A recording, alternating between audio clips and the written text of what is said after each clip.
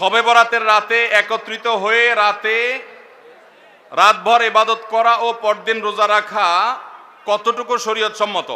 ভাইরা আমার, শবে বরাত উপলক্ষে রাতভর একত্রিত হয়ে মসজিদে ইবাদত বন্দেগী করা কোনো হাদিস দ্বারা প্রমাণিত নয়।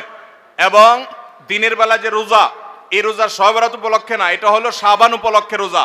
এই রোজা হলো আইয়াম বীজ উপলক্ষে রোজা। নবী করিম সাল্লাল্লাহু আলাইহি ওয়াসাল্লাম শাবান মাসে এমনি বেশি বেশি নফল রোজা রাখতেন, সেই হিসাবে আপনিও রাখবেন। আবার আইয়াম বীজ 13, 14, 15 রোজা রাখতেন, সেই হিসাবে রাখবেন।